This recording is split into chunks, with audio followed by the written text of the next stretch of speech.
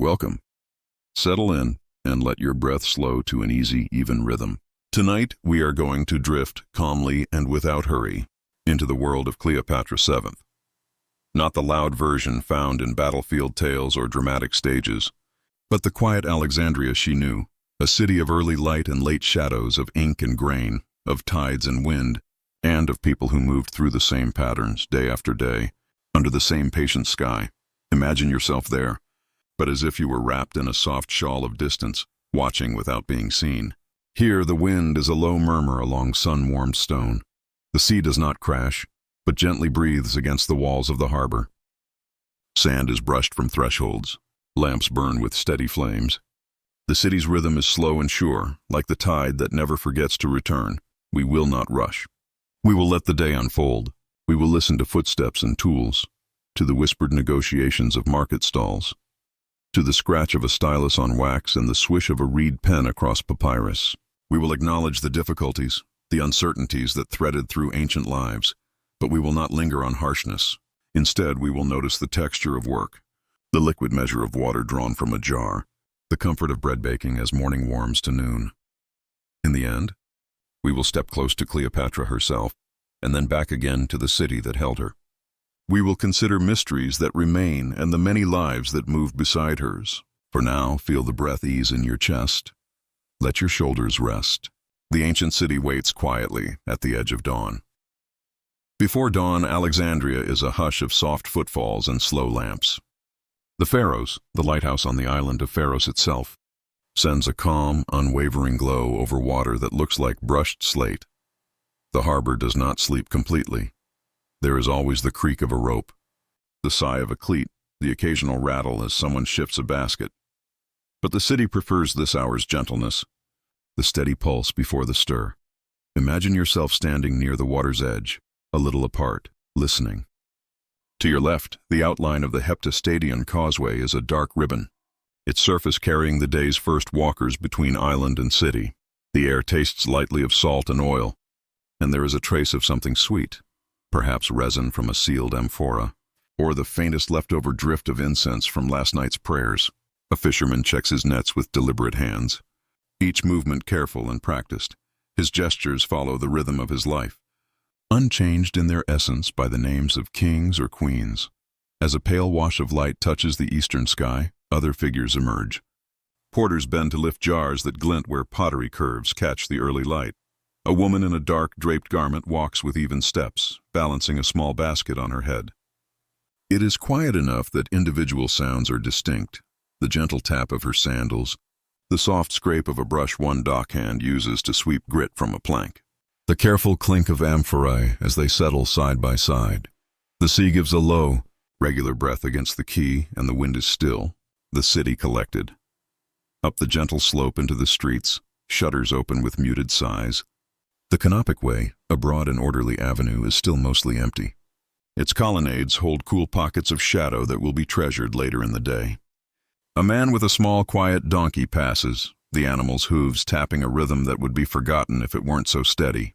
Lamps in doorways are pinched out, leaving a faint curl of smoke that tastes of oil and ash. This is a city of many languages and many hands.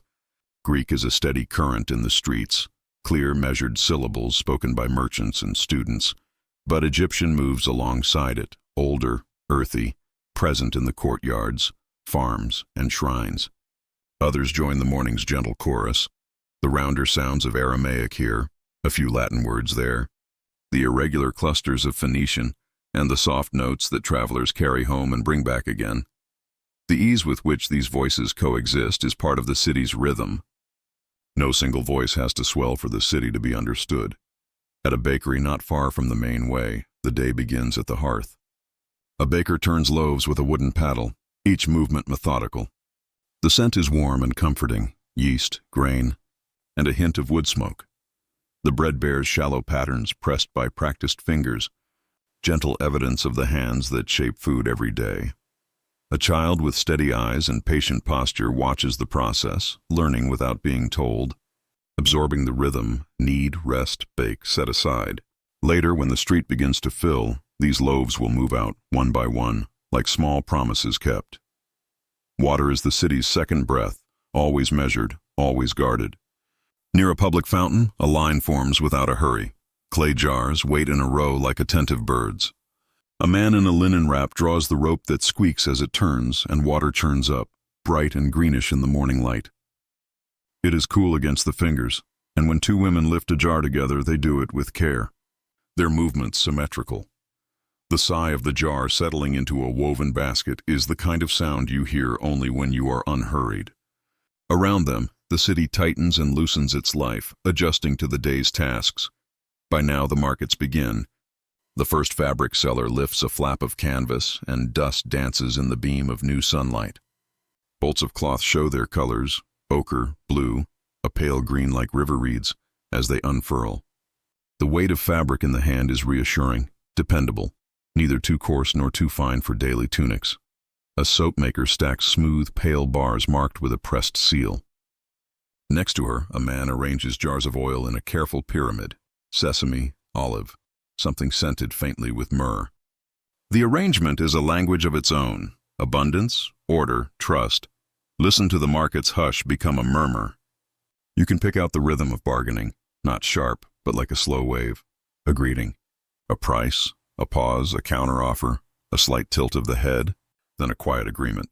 The coins themselves are small and cool and carry the faces of rulers. But trade is the true currency of the morning. Trust built over time, memory of yesterday's quality, the promise of tomorrow's return. Imagine yourself running a finger along the rim of a bowl, fine clay, well fired, the texture matte and slightly sandy under the skin.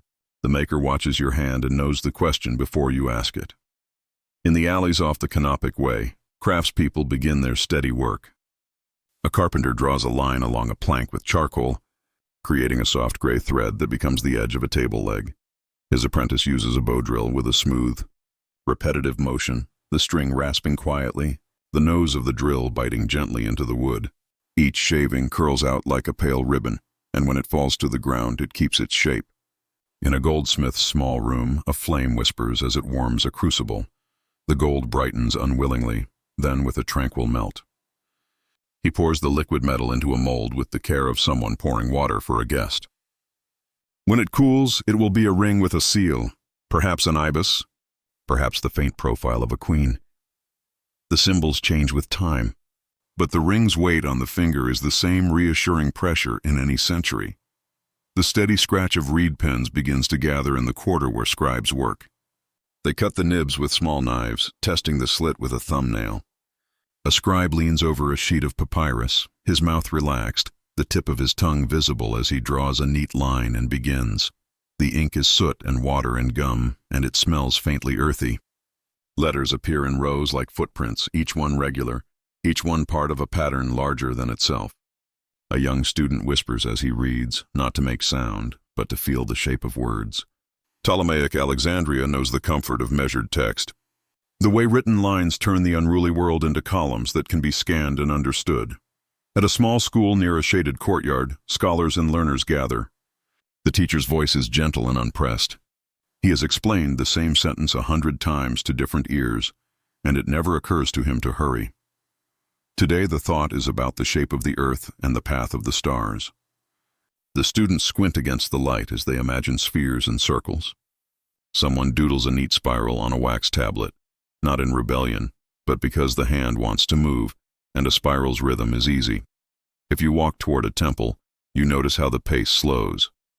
The air is cooler inside. Stone holds night, and it releases that coolness slowly as the day warms. Incense lingers in the space, soft and resinous. A priest draws a curtain with the quiet explanation of someone who has performed this gesture every day, undoing the knot with a careful twist. There is no rush to prayer. People step near to the god with practical questions. A child who needs steady sleep, a voyage that must find a fair wind, a harvest that wants just enough water and no more. Offerings are small and chosen thoughtfully, a carved figure, a basket of dates, a thin lamp that will add one more flame to the day's measured tally of lights. The temple's rhythm is the city's rhythm in slower form. Breath in, breath out, request, answer, question, patience. By midday, the sun is clean and decisive. The Canopic Way glows. The cool of colonnades becomes valuable, and people move without speaking about it in patterns of shade. The harbor brightens, every ripple on the water detailed and distinct. Sailors check the lines of their vessels. The ropes are coarse, comforting things, and their fibers leave a slight pattern on the palm when gripped. A shipwright leans under a hull and taps, listens, taps again. He is fluent in wood. A woman at the edge of the quay sells cups of watered wine. She dips a cup, offers it, receives a coin, all in one motion. The men who drink do not linger. They have tasks that are more comfortable in their hands than in their mouths. The city does not push them. It simply waits for them to continue. Away from the water, a household kitchen is busier than it was at dawn. A mortar and pestle speak in low, even thuds. The pestle's motion is a calm circle, and the sound is pleasant, like rain remembered. Herbs give up their sharpness into oil. Garlic softens. A handful of grains is checked for stones. Bread is sliced with a long breath of the knife. A stew is stirred and the surface quiets after the spoon passes, leaving a smooth path behind it. The room holds a soft warmth and the reassuring awareness that, in every part of the city, people are engaged in similar tasks, small and steady, like knots tied in the netting of a day. Afternoons in Alexandria have their own curve. In scholarly rooms, a reader places a new scroll gently on a shelf. He writes a small note on a tablet to remember where something was found. The library is larger than any single glance can hold, but in this one corner the work is precise and gentle, a kind of sweeping. The Serapeum, with its columns and quiet, houses a temple and a collection of texts, a place where ritual and learning are neighbors. Here a young copyist leans close to the page, not to hurry but to match a curve exactly. When he lifts his head, the world returns to its larger size. In the more crowded streets, markets crest. Fruit sellers arrange figs in careful stacks. Thin twigs of dates are hung so their gold-brown skins catch light. Fish lie on damp reed mats, their scales a subdued gleam, a sign of the morning's catch and the afternoon's meal. There is no clamor, just an ongoing conversation. A mother chooses, examining with her fingertips the firmness of a fig, the clear eye of a fish. A boy follows her with a small basket, his steps matching hers because this is the rhythm of his life. We can acknowledge the city's harsher edges without dwelling there. In a narrow lane, a woman sits against a sun-warmed wall and rests because the day has been longer than her strength. Another woman stops, shares a cup of water, and ties a strap on the resting woman's sandal. The gesture is simple, unremarked. Alexandria is not an easy place, nor is it relentless. It is a sum of tasks and kindnesses, disappointments and adjustments. A fever might pass through a row of houses. A season's wind might resist the hopes of sailors. A small business might find fewer buyers this week. People respond with the customs they know. Prayer, patience, the careful saving of oil, the quiet calculation of what must be done and what can be delayed. The city hums, and the hum includes everything. Toward evening, the light takes on a softer angle. Shadows lengthen like stretched cloth. The harbor's surface darkens, then flashes where oar blades lift and turn. Near the palace district, gardens shelter passers-by in damp, leaf-scented shade. A gardener waters slowly, mindful of the Nile's gift and its limits. The water releases a scent from the soil, dark and clean, that rises and then settles back. He prunes a branch, gathers the cuttings, and lays them in a neat line for later. Productivity here is patient, measured by seasons and careful attention. On the Canopic Way, procession sounds build and then pass without insistence. A small religious group moves with ordered steps, carrying a portable shrine. Their chant is low and steady, a line of notes that barely lifts above the tread of their sandals. People pause as they pass, then resume. The city recognizes the procession like it recognizes the phases of the moon.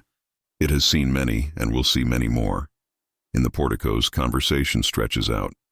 A philosopher speaks with a merchant about salt and justice, about whether goodness is a matter of correct habit or of understanding.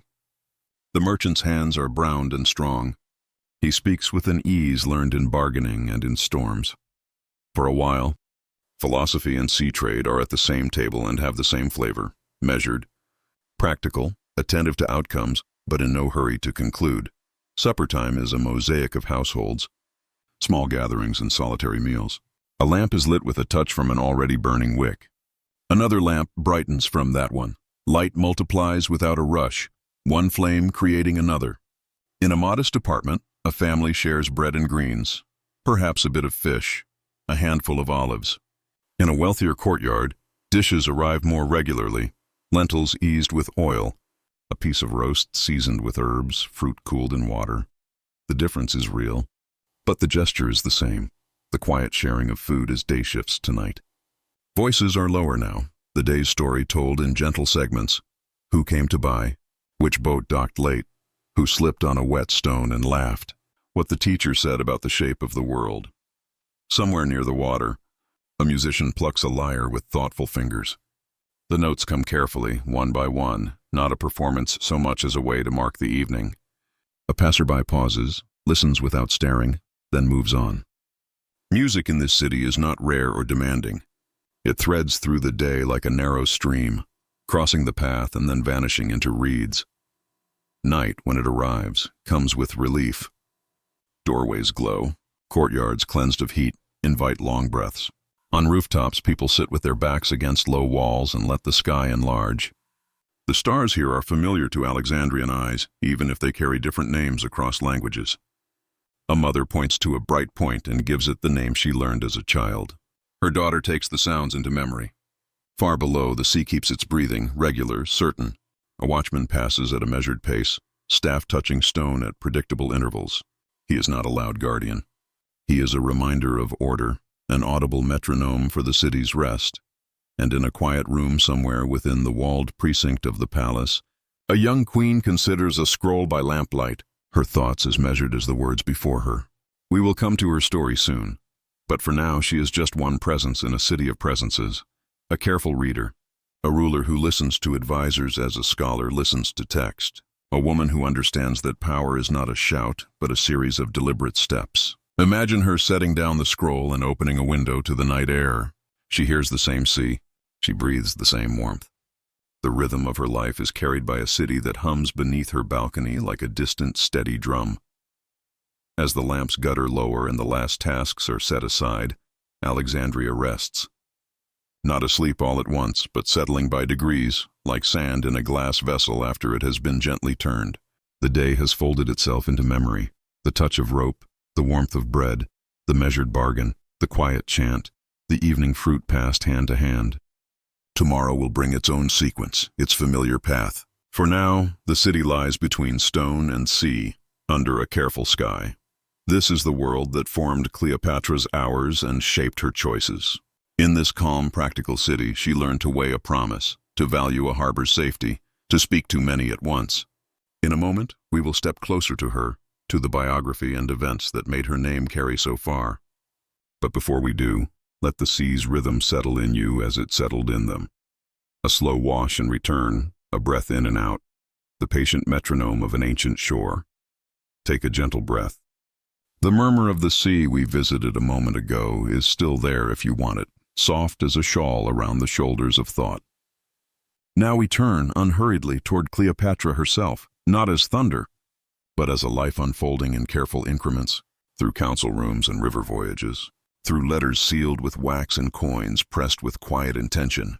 Imagine yourself beside her, not in a glare of spectacle, but in the hush before a decision, the air cool against polished stone, the measured cadence of sandals in a corridor where the walls hold their own constant silence. She is Cleopatra VII Philopator, born into a house that had ruled Egypt for centuries, a house that looked to both the Nile and the Mediterranean, that measured the flood marks and watched the sails. You may picture her, if you wish, not as a portrait in gold, but as a presence at a desk in the early light, the papyrus smoothed by steady hands, a scribe attending, the reed pen awaiting ink. She reads, listens, considers. Throughout her life, this would be the rhythm: listen, balance, answer. Listen, balance, answer. In her youth, Alexandria would have been both school and stage. The city's museums and lecture halls, its scholars and navigators, its translators and astronomers, all created a low, continuous hum of learning. Here, the rhythm of the palace overlapped with the rhythm of the quays. She learned languages, many languages it was said, so that words would be bridges and not barriers. She learned to address Egyptian priests in their tongue, Greek envoys in theirs, and to understand that rulership was not merely command, but comprehension. The Ptolemaic dynasty expected harmony among siblings, at least in public. In practice, there were always currents under the surface, expectations, ambitions, anxieties. When Cleopatra came to the throne in 51 BCE, she did so nominally alongside a younger brother, in keeping with tradition. Imagine the court at that moment, the careful choreography of ceremony, the way attendants knew when to step forward and when to fade back, the ritual greetings, the careful distribution of titles, the taste of the wine placed on a tray and carried away untouched, because the real work lay in documents and decrees. But years can be uneven. The Nile does not always rise equally. Debt and drought have a way of unveiling the jagged edges of politics. Disputes grew. You need not see the conflict in sharp relief. It is enough to know that Cleopatra found herself edged out, the currents turning against her. Exile followed, not a dramatic cliff, but a long, flat road east. Letters carried by riders along sandy routes, favors asked in low, persistent tones. It was not the end of her, but a pause, a breath drawn in before the next step. In 48 BCE, Julius Caesar arrived in Alexandria in pursuit of his rival. The city braced itself, as cities do when strangers arrive bearing the authority of distant storms. Cleopatra saw an opening, a door, perhaps, half closed but not locked. The story of her arrival before Caesar has been told and retold with stagey detail. We can let the curtain fall on embroidery and choose instead to notice the essentials. She found a way to be heard and to be seen, not as an exile seeking shelter, but as a ruler presenting a case. Imagine the room where she met him. Shutters angled against the sun, the dust of the courtyard held at bay, and a table scattered with maps. Caesar, seasoned by years of campaign and calculation. Cleopatra, young but already fluent in the language of necessity. They talked. They weighed. In time, Caesar backed her return. In the months that followed, Alexandria felt the weight of conflict. We do not need to linger over the clatter and the smoke. It is enough to acknowledge that lives were taken, that streets and harbors saw hard days, that the city's heartbeat flurried and then settled again. By early 47 BCE, the sand in the hourglass had turned. Cleopatra resumed her throne, and with her, a new tempo returned to the palace. There was still the grain to count, the taxes to adjust, the temple offerings to renew. A child was born, Ptolemy XV, later called Caesarion.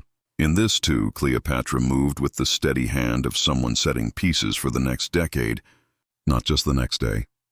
Cleopatra visited Rome, and for a time lived near its center, in a world of marble and murmured debates. The Romans looked toward her with mixed vision, curiosity, calculation, admiration, unease. She had her own household there, her own ceremonial tempo, distinctly Egyptian in a city that liked to imagine itself the standard. In 44 BCE, when Caesar fell, Rome changed overnight. The shock moved through streets and villas like a wind through reeds, setting everything murmuring. Cleopatra withdrew. She returned to the familiar cadence of the Nile and the palace, gathering her counsel, counting what remained, and measuring the distance to what might be next. Back in Alexandria, she resumed the work that had always been hers, maintaining the flow of grain that fed both Egypt and, by extension, Rome, refurbishing temples whose stones spoke older languages than any senate could pronounce, issuing coinage with her profile, striking a clear, purposeful image into silver and bronze. The coins carried messages, the Greek legends, the titles, the symbols that reiterated her place and her policy. A small thing, a coin, easily lost in a purse or a stall, and yet each one hummed the same tune: authority, continuity, the rhythm of the state. Then came Mark Antony, another of Rome's centers of gravity, a man whose strengths lay in command and camaraderie, in the way soldiers would follow him a long way if he asked. When Cleopatra sailed to meet him at Tarsus in 41 BCE, she did so not with a rush but with an arrangement of details, a quiet assertion of sovereignty. The world remembers the display, the ship with perfumed sails, the banquet. Let us notice instead the precision underneath the perfume, the choice of gifts that signaled partnership, the carefully measured promises about supplies and support, the blend of diplomacy and ritual that Egypt had refined over centuries. In the years that followed, Cleopatra and Antony became intertwined, personally, politically, economically. Children were born, Territories were assigned and reassigned, like textiles folded and refolded on a table until their creases lay just right. Imagine the palace courtyards in those years. Antony's envoys arriving at dawn, their sandals whispering along corridors. Egyptian officials presenting ledgers. Greek secretaries copying decrees in practiced hands. The scent of ink, the soft rasp of papyrus, the persistent question of logistics. Cleopatra, who had once anchored her position with Caesar's recognition, now anchored it through an alliance with Antony. It was not mere romance pinned to a tapestry. It was an arrangement shaped to keep Egypt's borders secure, its ports open, its future, if not guaranteed, at least given room to breathe. Public ceremonies in Alexandria presented this partnership with measured grandeur. Informal distributions of lands, the donations, titles were announced, roles attributed to children, and a map of the Eastern Mediterranean redrawn not on paper, but in expectation. If it felt bold, it was also precise, each title a stone placed in a pattern.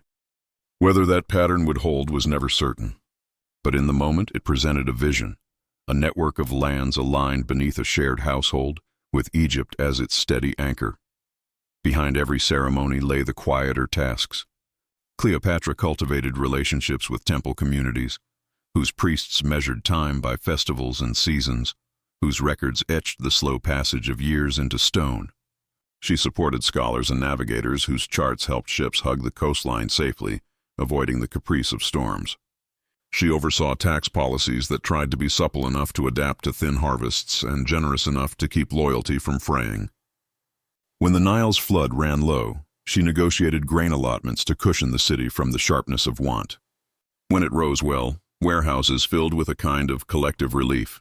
She was often presented as Isis in ritual contexts, a living bridge between throne and temple, queen and goddess.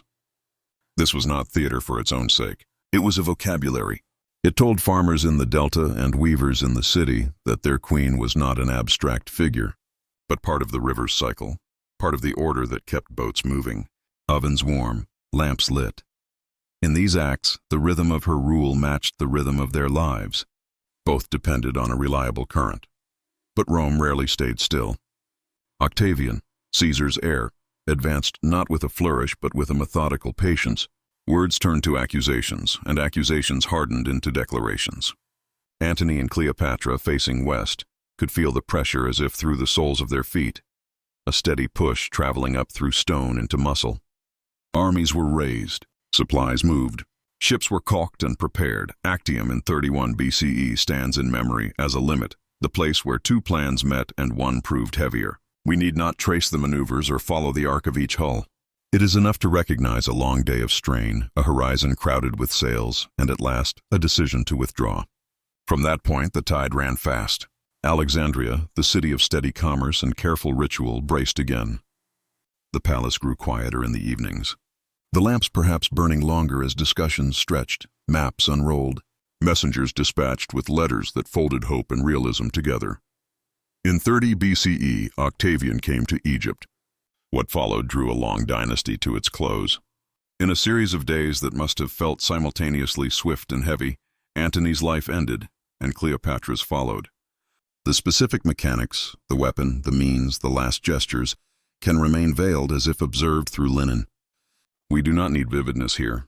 We can say that lives were cut short, that an era concluded, that the palace's routines fell into a hush that would not lift.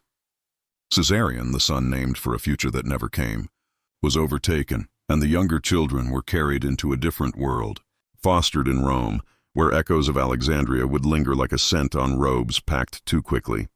Egypt became a Roman province. The lighthouse still threw its beam out over the water.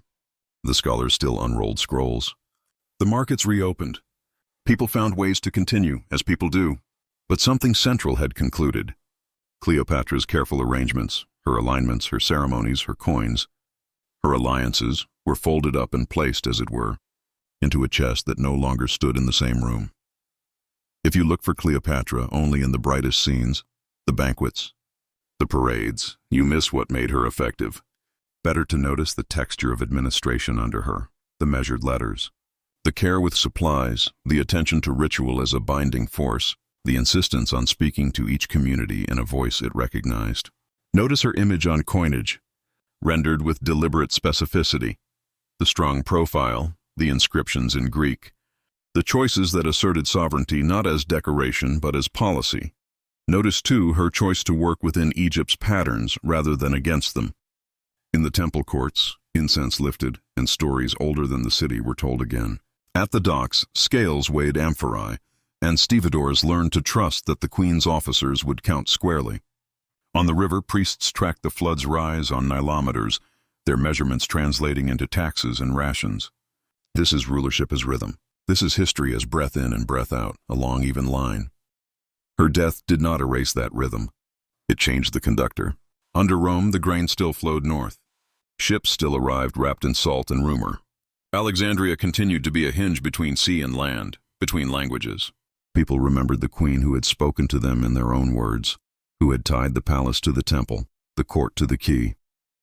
The memory softened at the edges, as memories do, turning from judgment to story and from story to symbol. Imagine now the palace corridor again. The day is ending. The stone holds a little of the day's warmth. A lamp is set on a small table near a doorway, its flame steady. Papers are stacked. A seal is pressed into warm wax one last time. The door closes with a muted sound. Outside, the sea keeps its even pace, and the moon, thin or full, rises as it has always risen.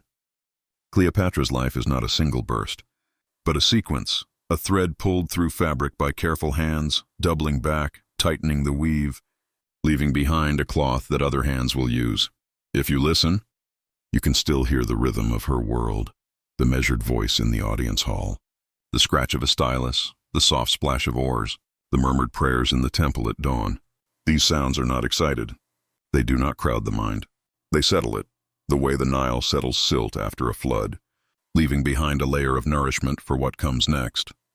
In a moment, we will drift toward the mysteries that remain, the archaeology and the culture that rise to meet us from under water and sand, the questions still open, and the answers that take the shape of broken columns, submerged courtyards, and inscriptions that speak in the present tense despite their age.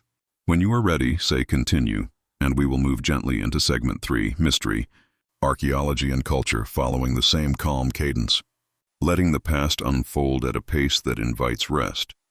If you like, let the sound from earlier return, the even wash of the harbor, the calm pulse of the city settling toward night. Now we move gently toward what remains, toward fragments that speak with patient voices. We are not looking for spectacle. We are listening for the slow testimony of stone and silt, of inscriptions and coins, of courtyards that once felt sunlight and now rest beneath a mild, continual green. Imagine standing on the seawall at Alexandria's eastern harbor. Morning is pale and unhurried. The stones are cool. To your left, the low profile of the modern fort rises. Beneath its footprint once, the famous lighthouse stood. The Pharaoh's was not only height and light, but habit, a dependable flame, a mirrored daybeam, a landmark that told mariners where the city began. It is not there now. Earthquakes and the long patient work of the sea brought its stones down, tier by careful tier, until blocks as large as rooms came to rest on the harbor floor. Under the water, the outlines are softened, drums of columns, the corners of cornices. Sculptures turned a gentle green-brown by the sea. Divers move slowly among them, guided by a grid of measured lines and the quiet conversation of hand signals. They do not hurry. They map, they photograph, they record. The sea returns to stillness. We follow them in our minds, and because this is a place for rest, the details come at a calm pace. There is a granite block, quarried long ago from the upper Egyptian south, ferried north on the Nile in a season when the river ran high, then shaped by Ptolemaic hands to serve a lighthouse that guided ships for centuries. There is a fragment of a statue, perhaps a royal head, perhaps a god, its features softened, its eyes filled with water and light. A sphinx lies semi-buried in the silt as if sleeping. Every object holds a story with room for breath, from quarry to barge, from workshop to plinth, from storm to seabed, from seabed to a conservator's quiet table, and then, perhaps, to a museum case where light is once again gentle and regular. The royal quarter of Ptolemaic Alexandria, where Cleopatra lived and held council, was built along this same shoreline. Over time, subsidence drew parts of it downward. Earthquakes shook foundations, and tsunamis carried water in and out with impartial force. The results were gradual and cumulative. What had been thresholds became edges. What had been gardens became ledges and then slopes. What had been a floor became a contour on the harbor's bed. Archaeologists working in these waters do not promise drama. Instead, they promise patient attention. Side-scan sonar readings, multi-beam maps, the quiet plotting of each block's coordinates. The palette is muted, gray of stone, blue-green of water, pale sand, the bright orange of a guideline that keeps the diver's work aligned. There is a steadiness to the way underwater archaeology proceeds. A square is laid out like a chessboard, though there are no moves to rush. The team clears silt with soft brushes a little at a time. Measurements are taken. A note is made, then another. A detail is sketched, not in haste, but in lines that attend to proportion. When an object is ready to move, lift bags rise slowly, their fabric swelling in a controlled way, and the stone ascends by inches, not by leaps. Above, on a deck that smells of rope and salt, a cataloger opens a waterproof notebook and records a number, a location, a brief description. The process is a promise that what we learn will come at the speed of care.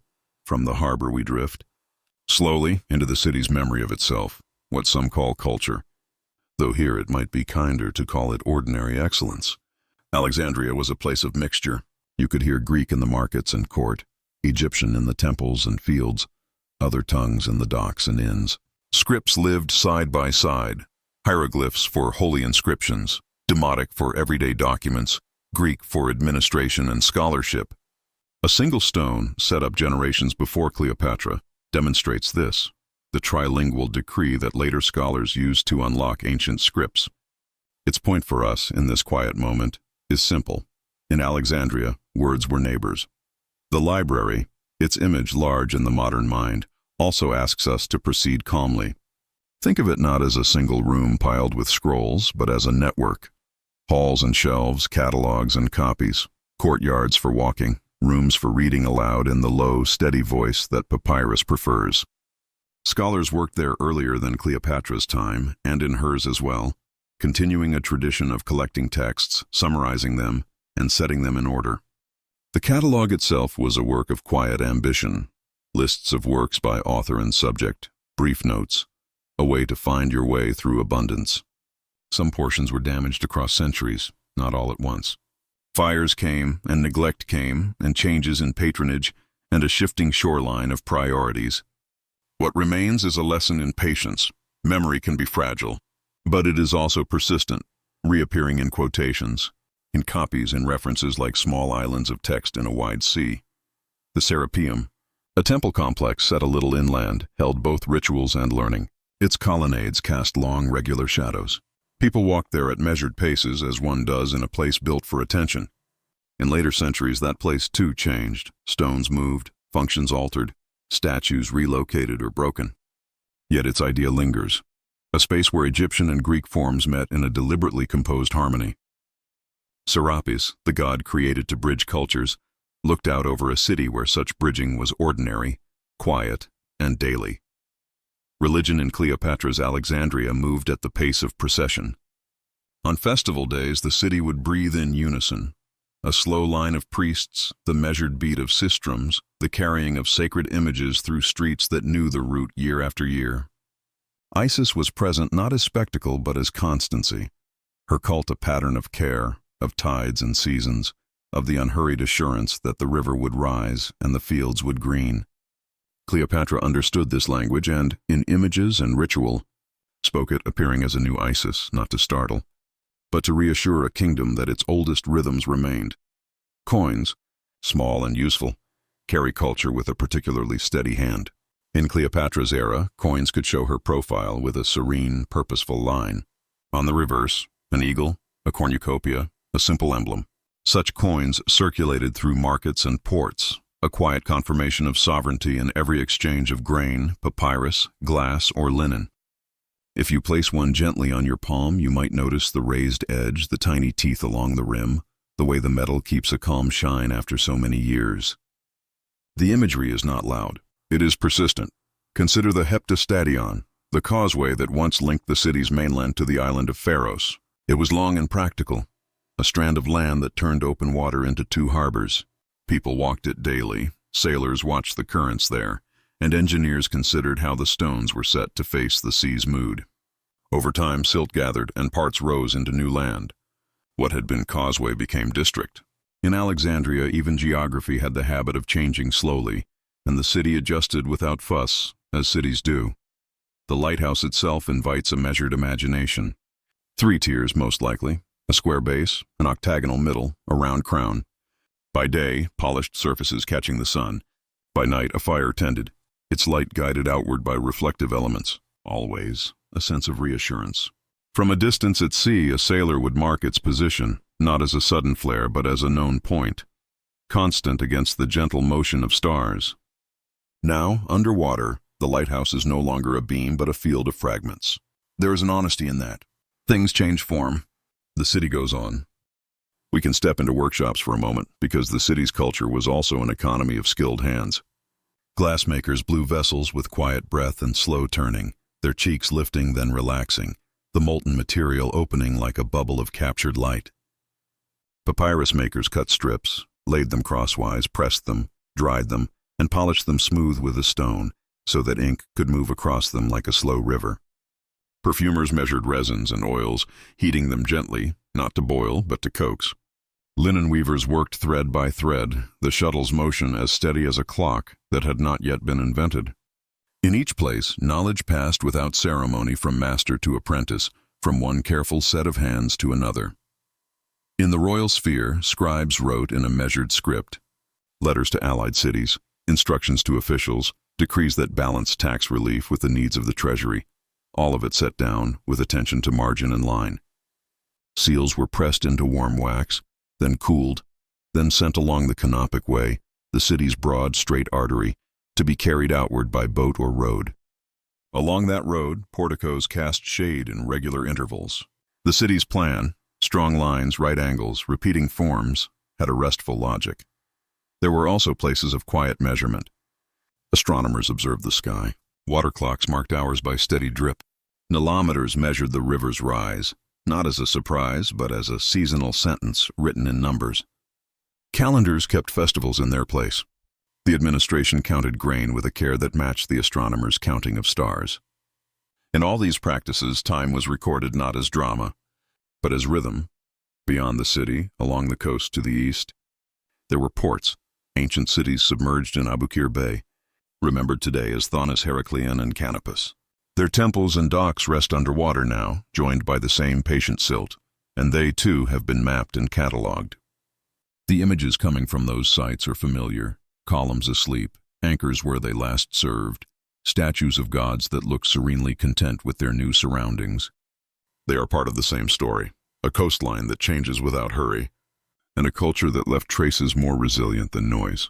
From time to time, reports appear of excavations inland at places like Taposiris Magna, where corridors of stone and a temple precinct have offered hints and maybes.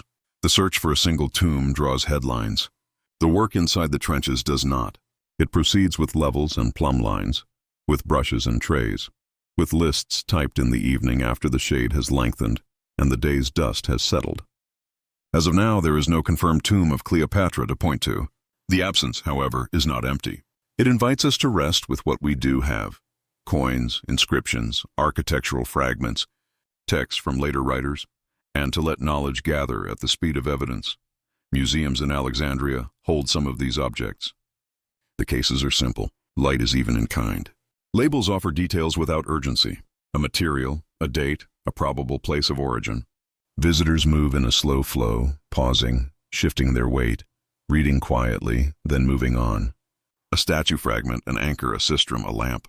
When you leave, you step into a city that still bears the old name with unceremonious continuity. The sea is in the same place. The wind moves down the same streets. The day declines at the same rate it always has. If you wish, place yourself again at the water's edge, this time at dusk. The harbor has a reflective calm. Low waves make small sounds against the stone. Under the surface, the map of the royal quarter remains, unchanged by our observation. It is enough to know it is there, a patient archive, waiting for mornings that will arrive as they always do. The mysteries are not urgent. They are part of the city's rest. One last look at the cultural weave, the way Greek and Egyptian forms sat side by side without competing, the way a ruler could appear in a Greek diadem in one space and in an Egyptian crown in another, the meanings layered rather than divided, the way a hymn to Isis might be sung by a voice that could, later that day, read a verse of Homer without contradiction. Alexandria's gift was not novelty but arrangement. It placed things next to each other and let time do the work. We can close this segment with a small inventory, like a drawer lined with soft cloth, a coin with a profile slightly worn, a papyrus fragment, the ink still legible in careful strokes, a shard of glass, sea-smoothed to a gentle curve, a carved block, its molding crisp on one edge and softened on another, a line from an ancient author, copied many times, reminding us of a queen who spoke many tongues and moved with purpose, the sensation of the sea, even when we cannot see it, as a steady presence. Nothing in this drawer asks for hurry. Everything in it prefers quiet. Settle your breath. Let the slow rhythm return, the harbor's hush, the city's even pulse, the long exhale of the river. Now we turn, without urgency, toward what came after. The many ways Cleopatra's life kept moving through time, changing shape in the mirror of each century. Each language, each room where someone repeated her name. This is not a march. It is a quiet drift through memory's rooms, where light falls softly and dust hangs still. After her death, Rome arranged the story. Victors often do. In calm prose and careful verse, Roman authors shaped a narrative that served the new order. They praised stability and framed Cleopatra as a useful contrast, exotic where Rome was orderly, private where Rome was public, rule by personal charm instead of civic law. It is a pattern to notice, not to accuse, and to set on the shelf with a small label. Propaganda's first setting. In histories composed decades later, we hear the measured voices of biographers writing in Greek under Roman rule. They are attentive to character, to decision, to the gentle weight of motive. They remember her wit in council, her ease in many languages, her ability to meet Roman power without shrinking. They also pass along stories polished in retelling, an entrance on a tapestry-lined barge, a meeting staged like a play. Some details catch the light. Others recede into shadow. We do not hurry them. We simply let them be and take from them what endures, a ruler who was not accidental, who thought in many registers at once. For centuries, Cleopatra traveled as ink on parchment, copied by careful hands. In monasteries and city workshops, her name moved from roll to codex, from codex to commentary. Scribes did not argue with her. They preserved her, letter by letter, as one keeps a lamp trimmed. The tone in these rooms is hushed and continuous. We can imagine the slow scrape of a quill, the even rhythm of breath, the small pause to sand a page. The details that survive are the ones copyists chose or could afford to keep. This is one way legacies are made, by what the quiet labor of a century finds useful to pass along. When ancient texts returned to the foreground in Europe, Cleopatra stepped softly back onto stages and into studios. The Renaissance, with its fondness for eloquent speech and emblematic scenes, met her as an occasion to explore fortune, choice, and the balance between love and state. Painters placed her near a window or a curtain, a small basket, a guarded gesture. The palette is warm but controlled. On stage, she received a voice tuned for long musical sentences. Not thunder, but resonance. Not a shout, but a cadence that carries. In these tellings, her cleverness and authority sit beside her vulnerability. It is a layered portrait. We let it remain layered. As museums opened and antiquities traveled, Cleopatra's world grew more visible in glass cases and illustrated volumes. Coins with her profile circulated in catalogs, their legends in Greek, their silver now a quiet gray. Scholars traced dynasties. Travelers drew harbor ruins. Curators wrote labels in calm, spare language. The effect is soothing. Numbers, dates, weights, a ledger of care. At the same time, public images leaned toward display. Canvases with rich fabrics, operas with slow arias, interiors bathed in amber light. Even the dramatic scenes are painted with a stillness that, at this distance, feels meditative. The eye rests on a bracelet, a curve of script. The calm of a marble floor.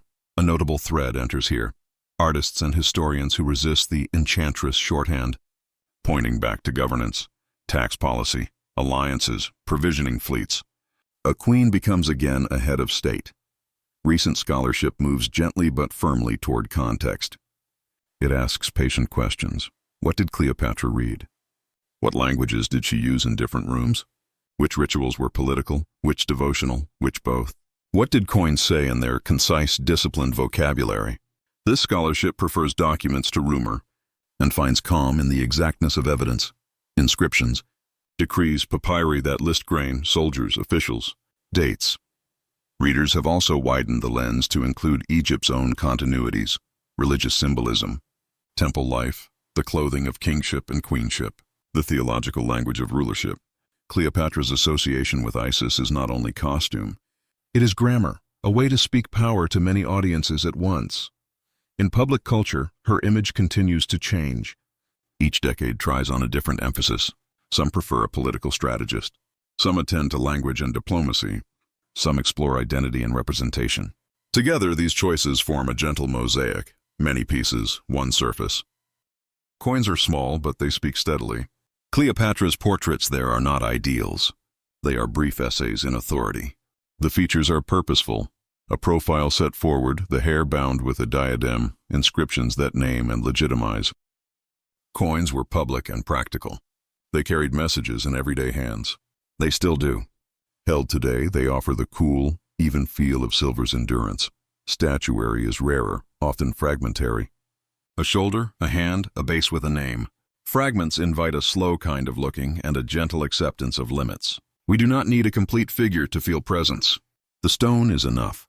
Architecture, especially in and around the palaces and temple complexes, now rests in salt water and silt. Underwater archaeology approaches it with calm tools and careful logs. Measurements, drawings, methodical lifts. The pace is quiet and exacting. Each block rises through green light, pausing just beneath the surface, as if taking one long breath after 2,000 years. After the turbulence in Alexandria, pieces of Cleopatra's line continued in other places. Her daughter, Cleopatra VII, lived and ruled alongside Jubasu in North Africa. There, on a different shore, another court set its rhythm. Libraries, coins, a mausoleum that still lifts a soft outline against the sky. It is a continuation without fanfare, a reminder that lines of care and governance often survive in calmer forms than the histories that first named them. These afterlives favor ordinary verbs: to keep, to build, to measure, to store, to learn. They are not dramatic. They are durable. Some patterns return often enough to become familiar. The foreign queen as an idea. The decadent court as a setting. The seduction as an explanation. Each of these has a history. Each also overlooks things we know: education, administration, diplomacy, ritual. Gently, we set these patterns on a shelf and add new labels. Partial, useful once, consider with care. Other patterns arrive more recently. Cleopatra as polyglot stateswoman. Cleopatra as religious innovator. Cleopatra as economic manager. Cleopatra as a reader, a listener, a person skilled at long meetings and the quiet work of persuasion.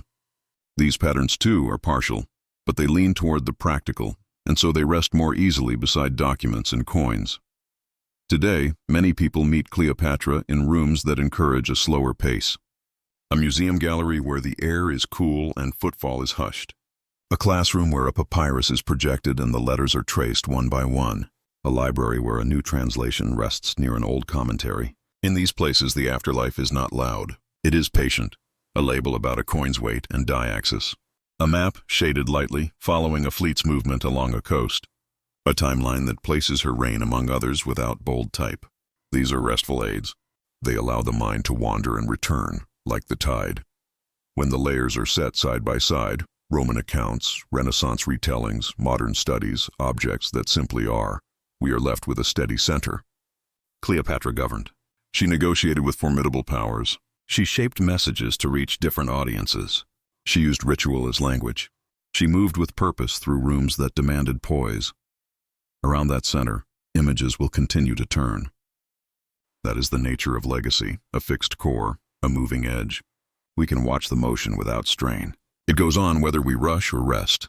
Now let the mind unclench. If you like, picture a small drawer closing softly in an archival cabinet. Inside are coins, a rubbing of an inscription, a map folded along calm lines, and a short note, Cleopatra VII, evidence, arranged. The drawer slides home with a quiet click. The room is still, let the pace slow. Let it slow a little more.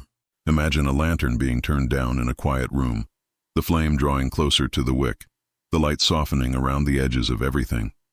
We have walked through the steady rooms of Cleopatra's world, the harbor and the streets, the councils and the journeys, the quiet archaeology beneath water and sand, the long afterlives that followed her name. Now we gather these threads, not to tie them tight, but to lay them side by side, smooth and even, so that the mind can rest upon them as on a folded cloth. Take a gentle breath in and a gentle breath out. In this last stretch, there is nothing to solve. There is nothing urgent to remember. The past is not an alarm. It is ashore at night, the tide moving in its own time. First, the city. Alexandria at dusk, roofs cooling, streets settling, voices thinning into murmurs. An oared boat slips past the breakwater. A vendor stacks baskets, circular within circular, until they become one unobtrusive column against a wall. A cat steps lightly around a coil of rope, tail making a small punctuation in the lamplight. This is the rhythm that held the day together. Ordinary moments aligned like small stones in a path. They do not demand attention. They accept it if offered, and they also let it pass. Then the queen, not a blaze but a presence. Steps measured, a voice steady, decisions arriving as if from a quiet well.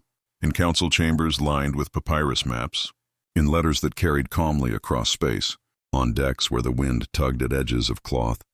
She moved through time the way a river moves, not hurrying, not stopping, simply going. History will sometimes search for thunder. We have listened for breath. The breath remains. We visited the patient work of the earth and the sea, the underwater courtyards, the broken columns, the inscriptions that continue to speak in present tense. I am here.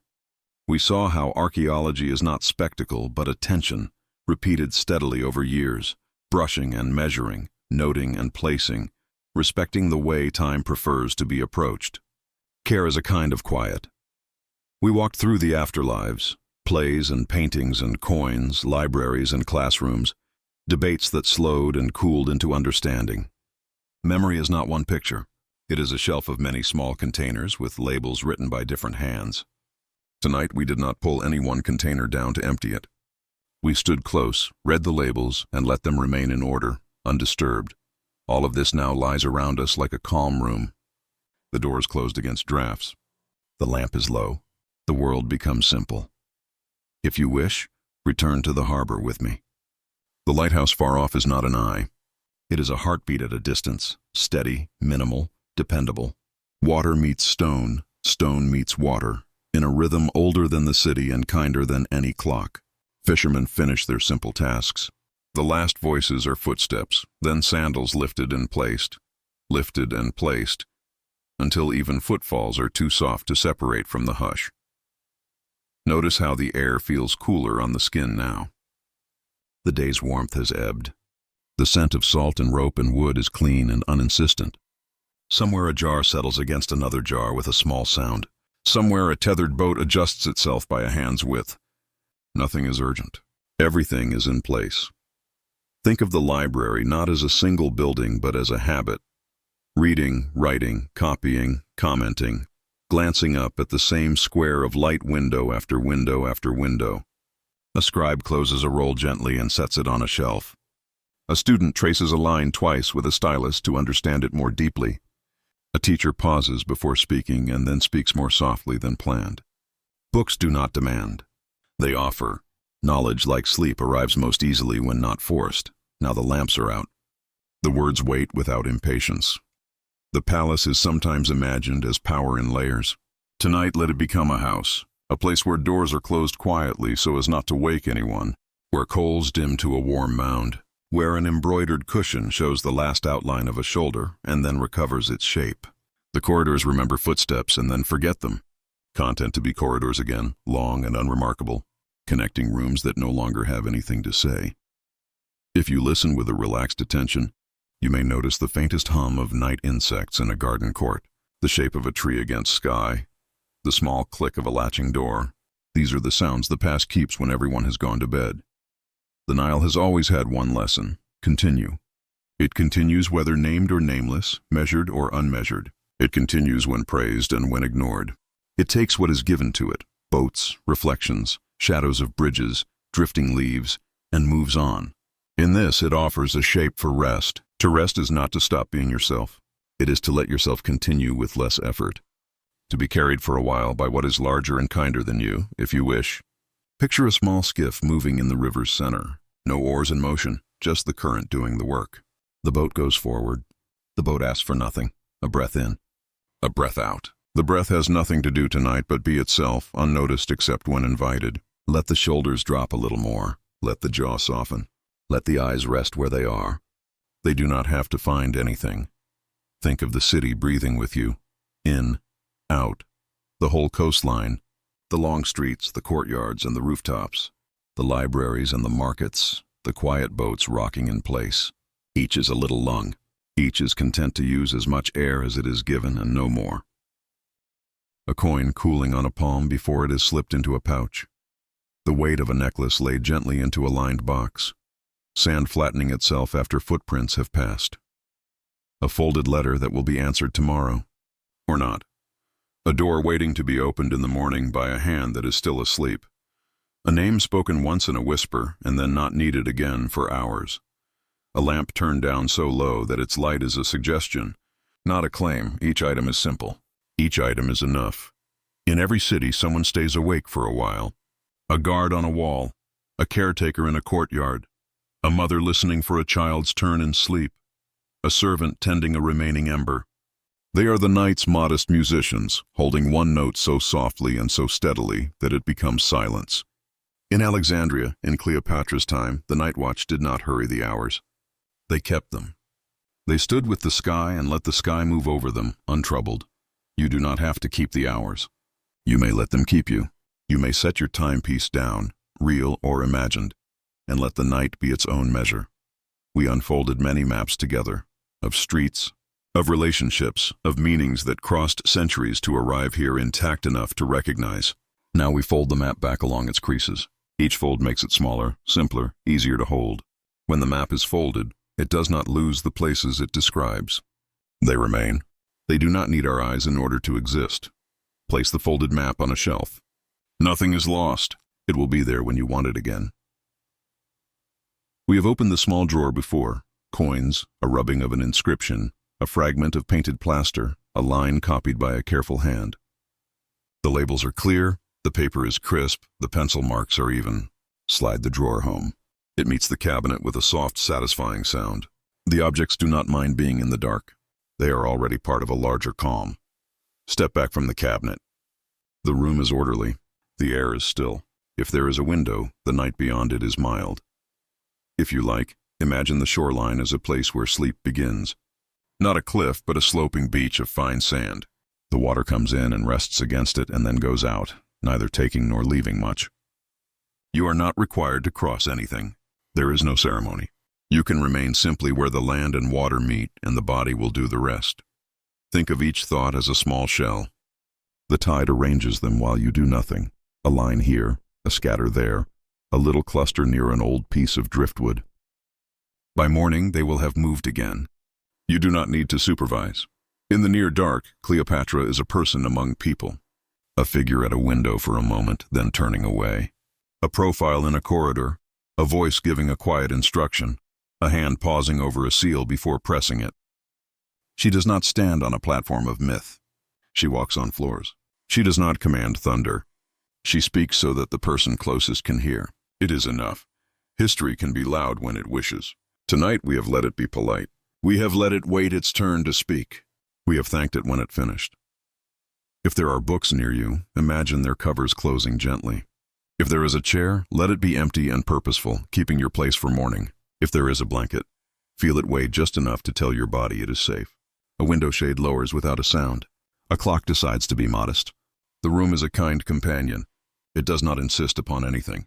The air is even. The temperature is agreeable. The mind, like a bird folding its wings, settles into itself and becomes smaller and warmer. One more time. The harbor. Low light, quiet water, distant signal, steady as breathing. A rope that held all day now lies slack, pleased to have nothing to do. The stones of the quay have released the day's heat and accept the softness under the feet of anyone passing, though few do now. The entire city seems to rest its head on the same pillow. The name of the city becomes just another sound in the night, and then not even that. If you listen closely, the water says only one thing, over and over: be easy. Morning will take care of itself. It will unfold without your help. The ships will return to their routes. The streets will fill and then thin and then fill again. The library's doors will open and someone will pick up a text where they left off and continue unstressed. The river will carry as it always does. The work will be waiting in the good way, not the pressing way. For now, nothing asks anything of you. The past has told its quiet story.